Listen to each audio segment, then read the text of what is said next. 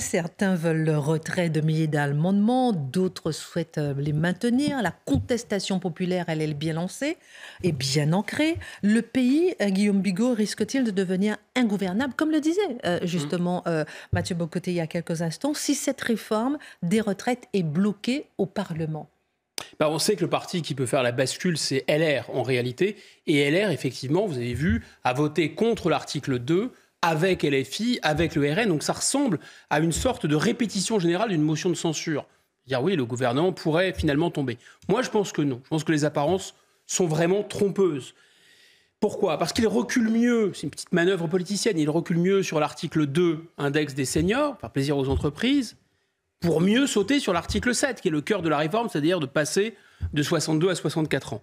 En fait, ils sont tout à fait pour cette réforme. Et là, qu'est-ce qu'ils font ? Ils se rappellent au bon souvenir du gouvernement, de la majorité. Ils disent on existe, on ne compte pas pour rien. D'ailleurs, ils ont déjà obtenu des concessions importantes. Ironie de l'histoire, eux qui voulaient vraiment une réforme paramétrique pour économiser des sous, toutes leurs concessions ont quasiment vidé de sa substance les effets bénéfiques sur le budget. Moi, je pense qu'ils vont voter cette réforme LR, et donc cette réforme risque d'être adoptée fortement pour 3 raisons.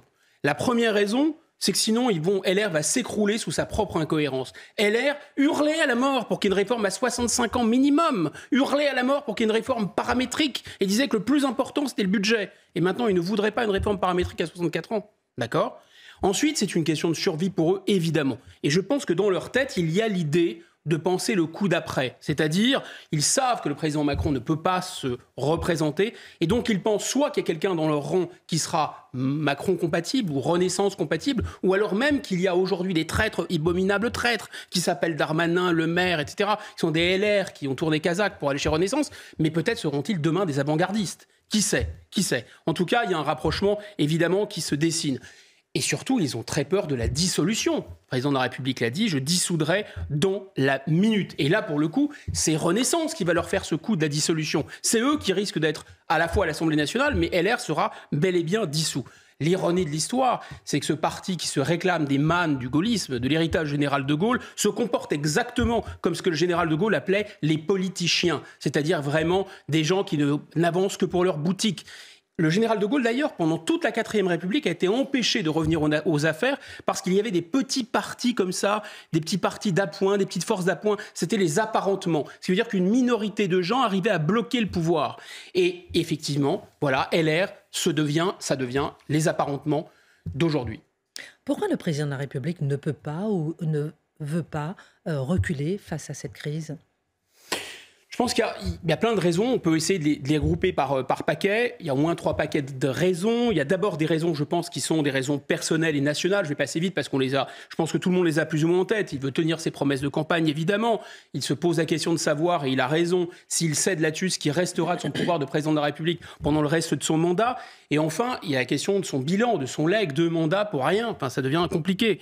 Bon, et projeter d'ailleurs la France dans une réforme comme les retraites ou l'euthanasie, enfin, bonjour le symbole sur la projection dans l'avenir.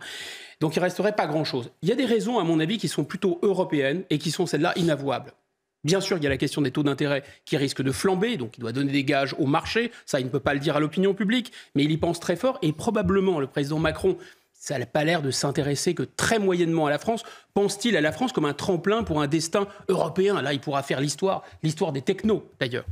Enfin, troisième raison, elle est plus institutionnelle. Il ne faut pas oublier que le président de la République, il est gardien de la Constitution, et donc il se pose une question qui n'est pas fausse. Que restera-t-il de la démocratie représentative si un président légalement élu ne peut pas mettre en œuvre son programme ? Et que restera-t-il d'ailleurs du pouvoir de l'Assemblée nationale et du Sénat qui ont des mandats absolument légaux et réguliers si effectivement une majorité à la présidence et une majorité au Parlement est entravée par la rue ? Et je pense pour l'ensemble de ces raisons, on peut se dire sans vraiment prendre trop de risques, que le président ne va pas hésiter une seule seconde à utiliser les 2 armes que lui donne la Constitution. D'abord, l'article 47.1, si ce n'est pas plié en 50 jours, il va forcer l'application par ordonnance de sa réforme.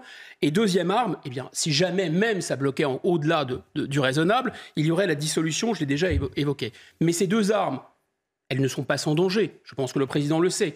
On avait, souvenez-vous, avant l'élection présidentielle, évoqué ici même la possibilité que le président Macron soit réélu. Évidemment, ça ne fallait pas être grand clair pour ça, mais par contre qu'il puisse ne pas avoir de majorité à l'Assemblée. C'est effectivement ce qui s'est passé. Néanmoins, il y a une majorité relative, on va dire. Après dissolution, il pourrait ne pas avoir de majorité du tout, et donc on se retrouverait face à la fameuse chambre introuvable du 19e siècle, crise du 16 mai 1877 pour les experts.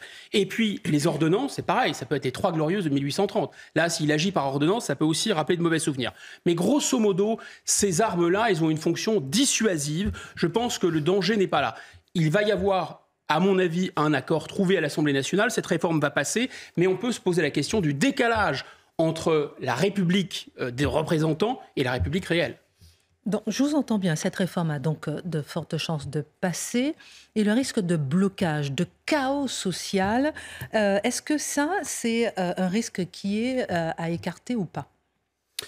Alors peut-être sur le chaos social, oui, parce que les syndicats sont légalistes, on va dire, et que je vois pas les centrales syndicales, si vous voulez, appeler à la grande grève une fois que la loi sera passée. Ce serait vraiment anti-républicain. Il n'y a guère que Jean-Luc Mélenchon, d'ailleurs, pour continuer à croire au grand soir. Les syndicats sont plus malins. Ils n'appellent pas à la grève générale. Pardonnez-moi de vous interrompre, mais même avant que passe la loi, ils peuvent déjà... Alors avant que passe la loi, ça c'est la carte le 7 mars.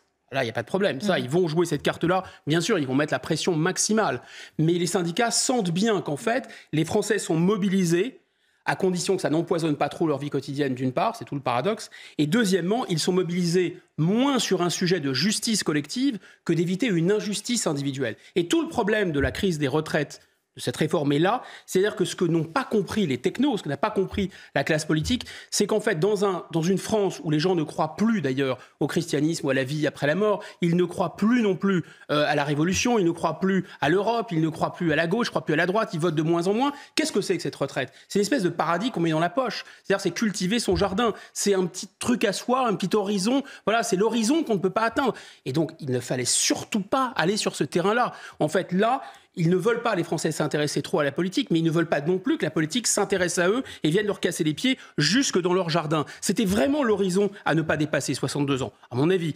Et en tout cas, si cette réforme passe, alors là, la colère va monter d'un cran. C'est vrai que c'est une colère rentrée, mais ça va monter d'un cran. Après la fracture sociale qui s'est jamais refermée, après le Karcher qu'on n'a jamais passé, après la finance qui finalement n'était l'ennemi de personne, après les résultats du référendum qu'on a mis à la poubelle, après le grand débat qu'on a mis aux oubliettes, alors là, s'ils imposent une réforme contre 2/3 du peuple français, je peux vous assurer que c'est un vieux peuple politique et que ça va faire très très mal.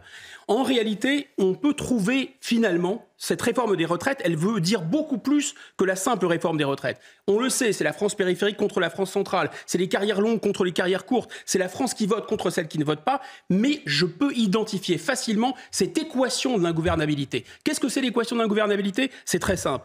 Le vote LFI plus le vote RN plus l'abstention. Et là, vous retombez sur quasiment les 2/3 du corps électoral. Alors normalement, n'importe quel chef démocratique, n'importe quel élu, même un petit chef, sait qu'on ne peut pas aller contre les 2/3 des gens qu'on dirige, au nom des gens qu'on dirige. Ça pose un problème d'erreur système. Oui, on peut le faire. Quand on a une légitimité énorme, qu'on s'appelle Nelson Mandela, sur un sujet symbolique, on peut imposer une Coupe du Monde du rugby. Oui, quand on s'appelle Mitterrand et qu'on a les 100 jours et qu'on vient d'être élu, on peut imposer la peine de mort au peuple français. Mais c'est sur un point symbolique, quand on a une légitimité énorme, quand on est un technocrate isolé, faire ça, mais c'est suicidaire. Même Alexandre le Grand, je ne parle pas d'un technocrate, je parle d'un des plus grands conquérants de l'histoire de l'humanité. Il a amené ses combattants jusqu'au Gange. Il a vaincu le monde entier.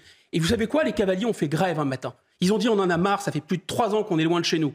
On doit rentrer chez nous. Alexandre le Grand a dit « Comme je suis leur chef, je les suis ». Certains petits personnages feraient bien d'en tirer un peu quelques profits.